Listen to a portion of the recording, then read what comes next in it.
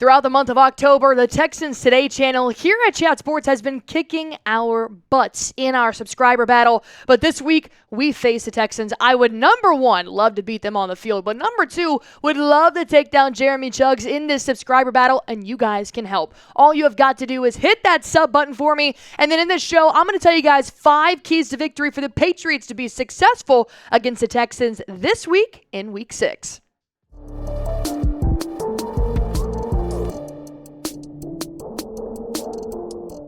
What's going on, everybody? Welcome into Patriots Today by Chat Sports. I'm your host, Allie Barefoot, and we've got a home matchup against a very tough defense in the Houston Texans. And not to mention, there's a lot surrounding this game, considering this is Drake Maye's debut as a starter for the New England Patriots. If you guys have not got the latest, go check out my latest video that I did post on Chat Sports, Patriots Today channel. And look, this is going to be a really tough game for Drake Maye to start his NFL career. It is, but it's not impossible. And I know it's a little bit scary with their record being 4-1. The Patriots are 1-4, but maybe this is finally the game that everything starts going uphill for the Patriots. So let me go ahead and break down number one, a key to victory to help taking down Houston. Let's talk about the offense, because they have just absolutely been putting up great numbers week in and week out, and it obviously starts with their second-year quarterback in being CJ Stroud. Obviously, pressuring Stroud needs to be on lock all 4 quarters, constantly, every single snap. The Patriots haven't really been that great at doing it, which is why you need to harp on it 10 times more this game. Because CJ Stroud, he's going to do one thing. He is going to move the ball. I guess that's 3 things when you count it out like that. Never mind. Out of completions and attempts so far this season, 24 for 31. Completion passing, 68.9%. And then yards per game, 277 yards. So obviously, CJ Stroud, he does really well. And especially these stats are coming from when he is playing in man coverage. So he is very good in man coverage. As you guys can see, he's more successful than not. So whether the Patriots defense is going to throw something like man on him or throw something like zone, just know he does well when that defender is pretty freaking close.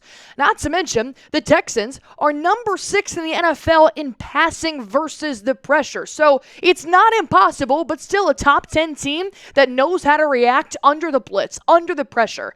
It's going to be tough, especially for our edge rushers who really started off the first 2 games this season just absolutely headhunting. And then since then, I don't know if it's morale, I don't know if because the defense lost so many players that they now have to take on a bigger workload, but it hasn't been giving as much as it had when the Patriots won their first game and then lost in overtime in their second game. So I'm not a coach by any means, but I'm just looking at the obvious here. You got to throw something different at them. You need to work harder this game than you have in the last 5 weeks. Why? Because you've lost in the last 4 out of 5 weeks. And what I would like to see a little bit more of, and I haven't seen this enough from the defense that I see a lot of defenses doing to our offense, is throwing both Keion White and Anfernee Jennings at CJ Stroud. It's going to be very hard to try to get away from Keion White, who made Joe Burrow's life a living hell in week 1. But Anfernee Jennings is really starting to get his feet set at that edge position, and he does have 137 as a pass rushes so far this year, as 136 pass rushes coming from Keion White. Obviously, the quarterback pressure is a lot higher coming from Keion White, but I do think if you get Anfernee Jennings' quarterback pressure rate up this week, it's going to make a difference, especially with a quarterback that has a cannon of an arm in CJ Stroud. So I have a question, because I've really been very disappointed in the last 3 weeks in Keion White. He had 2 sacks in the first game, 2 sacks in the second game, and then since then, nothing. So how many sacks do you think Keion White is going to have this Sunday?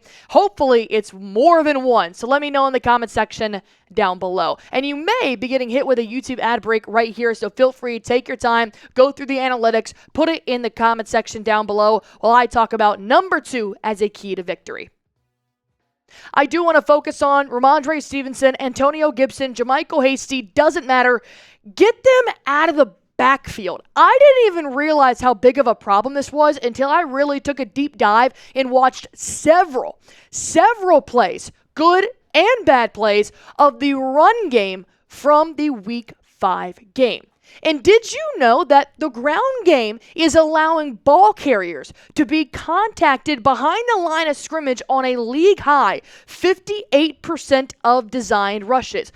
Poor Ramondre Stevenson can't even get out from behind the line of scrimmage. How the hell is he supposed to gain any momentum moving forward? And I do think they adjusted and did a better job of that, of getting out of the backfield in week 5, but it wasn't enough because Stevenson got rocked several times. Stevenson has been hit behind the line of scrimmage on 60% of his rushes. That's first in the NFL. Thank God Ramondre Stevenson is just such a good running back that he's actually second in the NFL for yards after contact.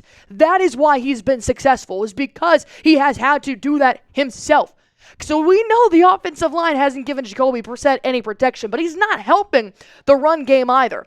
And something that I noticed a difference in just 1 week that did make a big difference, all right, on 13 carries for 43 yards. And I understand before I get into this, the 49ers defense and the Dolphins defense, very different. But as you can see, there is one run that went to the outside towards the sideline. Everything else was trying to jam it up the gaps that just kept getting stuffed. And if you see that blue line, that's the line of scrimmage. Look at how many times Ramondre Stevenson is just starting it off right there, that is just getting absolutely stuffed in the trenches at the line of scrimmage instead of rather spreading it out and making something happen. Because in week 5, that's exactly what he did. Look at how he disperses his runs. He starts the handoff, or Jacoby Brissett will start to run with him and start to shift that offense. They started to look like a better run offense type of team because Ramondre and Antonio Gibson took it outside to get away from getting hit behind the line of scrimmage. Just get out of the backfield. Stop gaining negative yards. I feel stupid that I have to say that out loud because obviously that's not going to help you win. So if they do end up using the same plan they had in week 5, I think they'll be more successful. But I did also watch a lot of film, and I noticed that how weak the offensive line has been. The Patriots should be kissing the feet of Austin Hooper, the tight end who is blocking his ass off every game as an offensive lineman. And Ramondre Stevenson has 10-plus yards, very successful runs every time Hooper is blocking, whether it's on the end of the right side or the left side. Mondre does a great job of using his guide hand on his back and running right around the outside to cut that gap because the offensive line isn't creating anything, so they rely on the blocking tight end, and Hooper's done a great job. So before I jump into my other 3 keys to victory here, what are your keys to victory? Put them down in the comment section below because I have a feeling we're going to have very similar keys to victory heading into week 6. But before I head on, I do need to tell you guys real quick about our sponsor here on Patriots Today by Chat Sports. Let me let you guys in on a fantastic app that is not a secret. Pretty much everybody in America is using it. Why? Because Game Time always hooks you up when it comes to getting tickets to any sporting event, concert, comedy show, or maybe even the theater. The reason why I personally use Game Time is because I love the fact that I can see a panoramic view of my seat before I even buy tickets. So all you have to do is look up Patriots tickets, right? Click on the Texans and Patriots game. It's going to take you to this magical page where you can see several different deals all around Gillette Stadium. And then find the ticket that you want. They're going to show you exactly what you're going to be seeing. Almost a real-life image of the game where you can panoramic 3D view and try to figure out if that's the seat for you and your family. So if you guys want to go on ahead and get started with the lowest price guaranteed, all-in pricing, and Game Time ticket coverage, not to mention those great views from your seat, then go on ahead and do one thing for me. Download the Game Time app, create an account, and use code CHATSPORTS for $20 off your first purchase. Terms apply. And one last thing, they do have a new feature called Game Time Picks that makes getting tickets to your favorite teams play live even easier. This filters out the fluff to show you only incredible deals on great seats so you don't have to waste time searching through thousands and thousands of tickets. Again, create an account, redeem code CHATSPORTS for $20 off. Terms apply. Download Game Time today. What time is it? It's game time. Key to victory number 3, Gonzalez on Diggs. They may be without Nico Collins heading into week 6. We know Tank Dell is still a great resource for CJ Stroud in the passing game, but I'm going to be looking at Stefon Diggs because Christian Gonzalez has always been paired up with the best receiver. Now that Nico Collins may not be playing, Stefon Diggs is going to be that guy. Because did you know, on any 10-plus yard route, Gonzo has allowed 4 completions on 16 targets through 5 games. I don't think the NFL in general is talking about how great of a job Gonzalez is locking down teams' top receivers, and he's going to need to do it again. And if you want proof, let's break it down what happened against Miami. Going up against Tyreek Hill, who I know is one of the top 10 receivers in this league right now. He was covering Tyreek Hill on 21 of 29 routes. He held him to 5 targets, 2 receptions, and 34 yards. Tyreek Hill is one of the fastest men in the NFL, and Gonzo is locking him up like it's nothing. So, if he's going to be able to take on Stefon Diggs, then I think he's just going to have to treat him like every other star receiver in the NFL that he's played so far. Lined up with Chase, DK Metcalf, Garrett Wilson on 70% plus of the routes, holding each of those players to under 25 yards when targeted as the nearest defender. I'm so glad he got his first interception of the season last game because he's been so close every single time. But how tight he plays on his coverage, he doesn't even allow quarterbacks to target where he's throwing to. NFL quarterbacks, number one, they have got to hate Christian Gonzalez. He's like that fucking little gnat that never goes away. 9 of 25 are all NFL quarterbacks through 5 weeks facing the Patriots. 9 of 25 when throwing against Gonzalez. That's Rodgers, Joe Burrow, Geno Smith, whoever played for the Dolphins. I don't know. Tyler Huntley. I don't even know who their quarterback is at this point. Brock Purdy. Gonzalez can absolutely do that against CJ Stroud as well. Not to mention, Nico Collins is currently week to week with a hamstring injury. He was originally day to day, but yesterday it was reported that now he's week to week and is very unlikely to play against the Patriots on Sunday in week 6. So I'm now going to be looking at Gonzalez on Diggs. Number 4, and this was a key to victory I recently got to add, which was super fun, is just protect your man. Protect the kid in the backfield. And I know it sounds super easy, but it is probably the hardest job the Patriots offensive line makes this look so much harder than it is when it comes to protecting their quarterback. Just please take care of this kid. Because the one thing that I have noticed is that now that you're going to have a rookie back there, I don't know how vocal he's going to be. I don't know what kind of leadership he's going to be able to provide on the field for the New England Patriots. So when you've got a player like Drake Maye, and you know how crappy your offensive line has been, although it has been better in 1 week, and that week being week 5, I just still don't know how much confidence I have in the offensive line and Drake Maye being back there. Because did you know that New England blockers, whether it's pass blocking, whatever it is, have allowed the highest quarterback pressure rate at nearly 50% and unblocked pressure rate of 13% this season. I mean, it is open season on this offensive line. Sure, go through. Absolutely, you're allowed in.